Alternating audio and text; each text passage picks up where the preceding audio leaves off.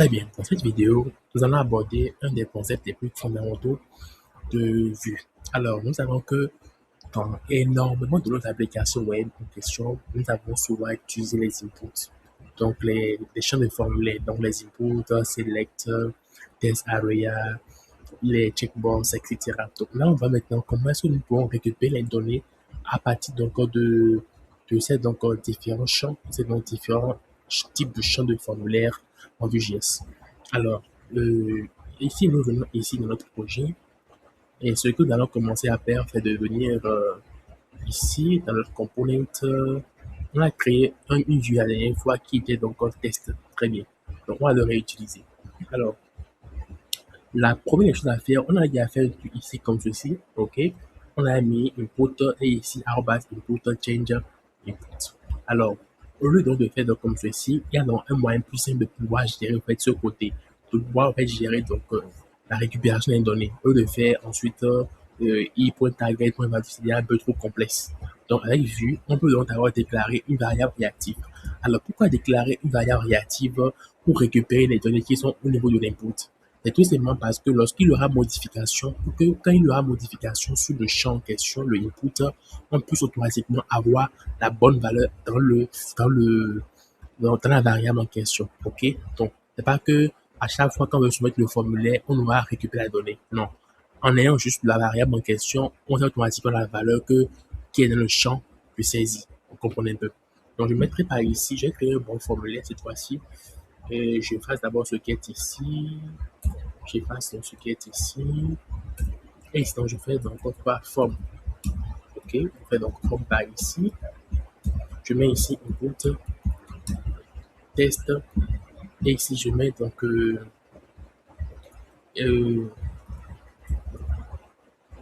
ID de la first name.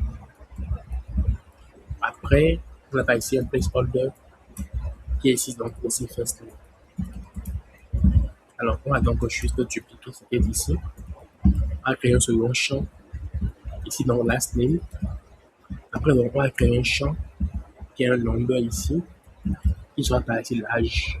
Donc, âge, ok, âge par ici, âge, ok. Ensuite, on va créer un select, voilà un peu. Et ici, on a encore que option. Alors, féminin, féminin, féminin, ok. Et ici, masculin.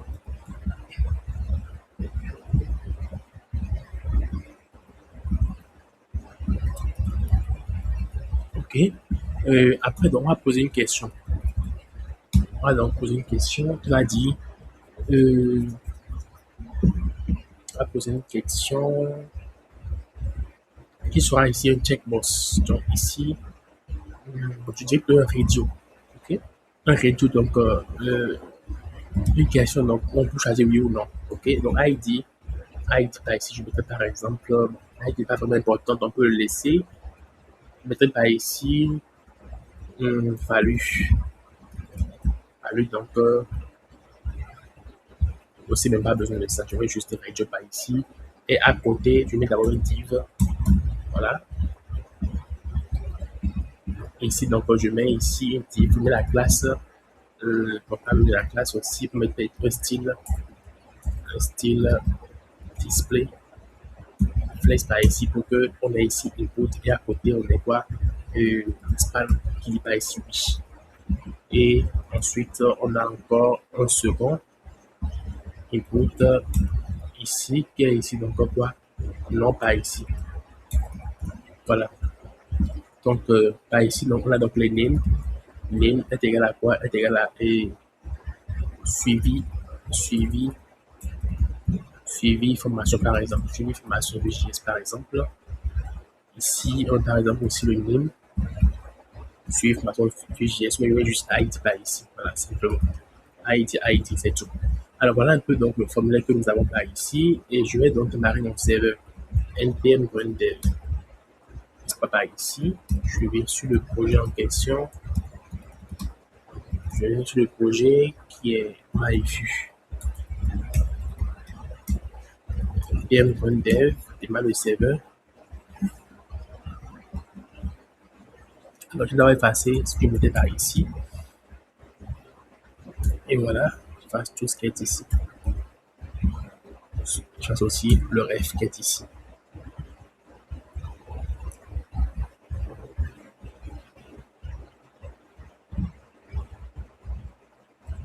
Donc, par ici, je viens ici, je vais donc au local host 2.5173. Voilà, 5173 slash test pour aller sur test. Voilà, donc ici, dans le champ en question, ici dans le oui, dans le non, ils sont prochés eux deux ensemble. Je pense qu'il manque quelque chose par ici, qui est le name. Si je ne me trompe pas, voilà, voilà. Et ici, même chose. Voilà. Donc, voilà, c'est un peu ça. Ok. Donc, je mets dans l'ID, je mets par ici, formation VJS, mais oui, ici, j'ajoute oui à la fin, et par ici, donc, j'ajoute non à la fin, pour différencier les ID. Ok. Maintenant que cela est fait, nous allons maintenant continuer et récupérer les données de l'ensemble des inputs qu'il y a à ce niveau-ci. Alors, qu'est-ce que je vais faire? Je vais donc créer une variable nommée first name, qui est une variable réactive que j'initialise à vide. Donc, c'est en fait donc une chaîne de caractères. Ok. Alors, j'initialise donc last name que je mets donc aussi à vide. Alors, j'initialise ensuite quoi encore? Le sexe, mais l'âge d'abord. L'âge qui est un number ici, donc l'âge. Ok. J'initialise donc l'âge à 0. J'initialise ensuite le sexe ici.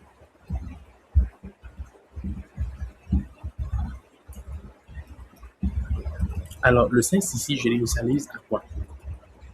Alors, je mets donc feedback défaut pour le moment. Ensuite, je vais ici, je l'initialise maintenant et suivi formation vue. Je mets ici variable nommée suivi formation vue que je laisse à feed aussi par exemple. Ok. Donc, qu'est-ce qu'on va faire? On va maintenant récupérer, associer les variables à quoi? Aux différents champs qui sont ici. Donc, pour le faire, on utilise par ici, au niveau des inputs, on utilise la directive VModel. Donc, VModel first name. Ok.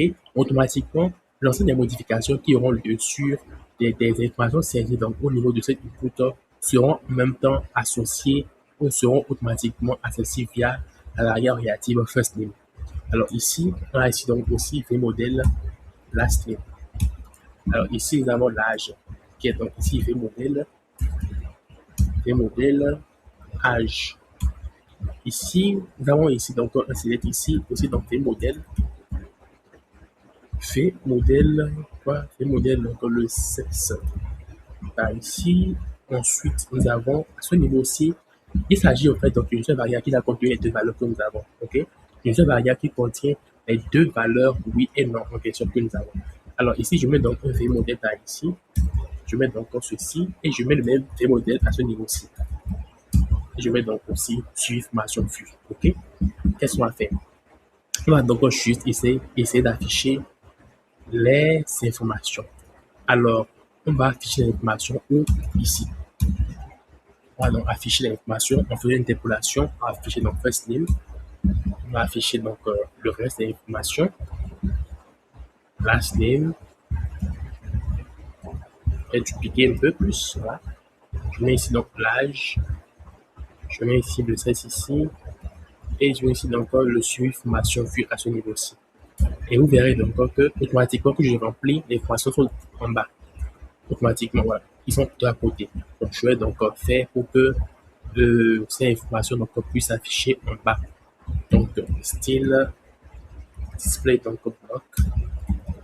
Voilà un peu. Est-ce que ça va faire quelque chose? Ils sont toujours affichés à côté. Alors, voyons voir. C'est une histoire de. Je vois. Alors, cela est dû au fait qu'il donc est lié à ceci. Donc, l'information, comme le test que j'ai vu donc se charge automatiquement dans app.vue, donc, et qui vient donc par ici, il y a des styles qui sont liés au fait à cette page-là en question. Donc, je vais donc effacer tous les styles liés à cette page. Donc, ceci, donc, maintenant, étant effacé, ça ne change pas quelque chose. Façon un peu tout ce qui est ici. app.vue aussi, donc, on sait qu'il est chargé dans main. Il est chargé donc dans le fichier index.html. Je pense qu'il y a quelque chose par ici. Allons voir dans ceci, base.css, je vis tout. Dans main.css aussi, je vis tout ce qui est ici. Très bien. Je pense que là, on sera bon. Très bien, c'est ça. Exactement ce que je voulais. Donc, vous voyez, quand j'écris donc par ici, first name, mais donc toi, nom, par exemple, Karel. Ici, donc là, je mets par exemple fin, automatiquement, il me prend. Alors, féminin, il me met féminin, masculin, il me voit masculin.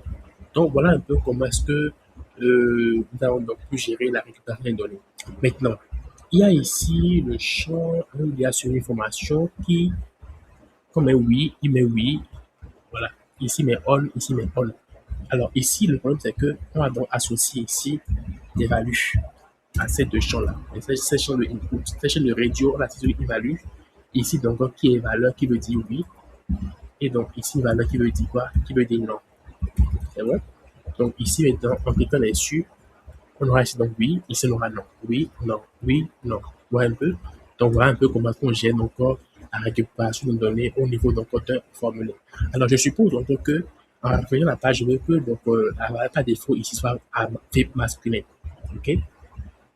Par défaut soit masculin. Ce que j'ai fait, c'est que au moment de l'initialisation du CSS, je vais donc faire quoi? Je vais donc dire que la variable en question là est égale à quoi? Est à masculin. Donc, parce qu'on sait que la variable qui est ici, OK, récupère la donnée inscrite au niveau des valeurs qui est ici dans les options. Donc, si vous voulez initialiser, c'est que on va donc prendre la valeur donc, que nous voulons spécifiquement, comme masculin. Donc, on dira que c'est ici, donc est masculin. Donc, on va rafraîchir la page, vous verrez que automatiquement, là, il était conçu masculin par ici. Donc, c'est voilà comment est-ce que nous pourrions faire un peu les choses par ici. Alors, ensuite, alors, je vais donc vous montrer encore un truc. Je vais vous montrer donc encore un truc. Alors, disons maintenant que nous voulons faire la soumission de ce formulaire. OK? Nous voulons soumettre ce formulaire. Alors, comment est-ce qu'on met par exemple ici un bouton? OK? Mais donc, type submit, mais comment on le fait d'habitude? Submit, mais donc envoyer le formulaire par exemple. OK? Alors, qu'est-ce qui va se passer? Il faut quand on clique dessus, qu'est-ce qui se passe? Il rafraîchit la page. Vous voyez un peu? Alors, ce qu'on va faire maintenant, c'est que ici, qu'est-ce qui va se passer? On va utiliser donc une directive qui est submit.prevent pour dire que au lieu de rafraîchir la page en cliquant sur le bouton submit de ce formulaire-ci, on veut donc que en cliquant donc sur envoyer le formulaire, il fasse un prevent default comme on le fait déjà en JavaScript par rapport pour éviter l'envoi du formulaire, donc éviter le rechargement de la page et qu'il effectue dans l'action qu'on va mettre là ici. L'action qu'on mettra par ici donc est submit form. OK? Submit form. La submit donc form sera donc une fonction. On va donc déclarer par ici. Alors, submit donc form par ici. Une fonction donc comme ceci, comme déclare de façon-ci. Et voilà. Donc par ici, donc ce sera tout. Donc il met ici quoi? Alerte, j'ai reçu. J'ai reçu. Voilà. Donc voilà un peu ce que nous avons par ici. Je rafraîchis ma page. Et si je mets donc quoi ceci par exemple, je mets donc 10. Ici, donc je mets donc sur masculin. J'envoie le formulaire. Il me dit quoi? J'ai reçu. Alors on peut donc faire quelque chose pour dire que tant que donc l'ensemble des données ne sont pas envoyées, de ne pas donc afficher donc le message en question ici. Mais afficher donc le message peut-être, c'est pas trop.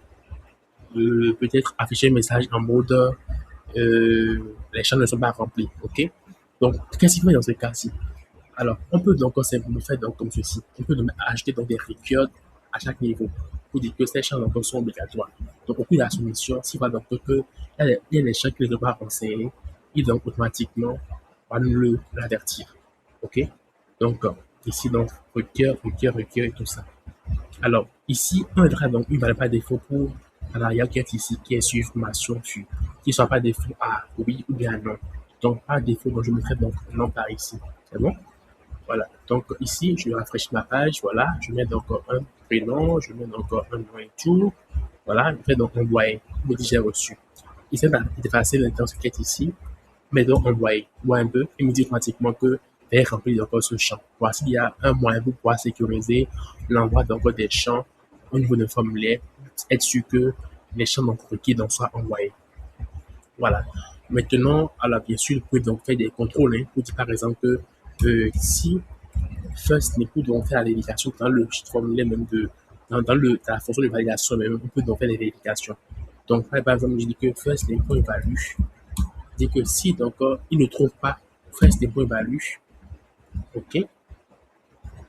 S'il ne trouve donc pas First n'est pas évalue, ou qu'il ne trouve donc pas Last name donc pas évalue, ou que H donc pas évalue est égal à 0, ou que il ne trouve pas par exemple le cesse, la personne en question, donc c'est non renseigné, ou que donc sur donc information donc point valeur n'a pas été renseignée, ce qui n'est pas évident parce que forcément il aura approché une information. Donc si l'une de ces choses ne sont pas donc renseignées, on mettra donc une alerte pour dire que l'information envoyée est invalide. Alors on va donc faire un cas par ici pour donc afficher un tel message. Et le cas donc au contraire, et que tout est bon, il y a tout renseigné, on mettra donc que alerte j'ai reçu. C'est bon? Alors, ici, je vais donc faire quoi? Je vais donc faire un cas où je laisse donc ceci à 0 simplement pour avoir le message d'erreur que je veux. J'envoie, il me dit information donc envoyée invalide. Pourquoi? Parce que donc l'âge ici est 0.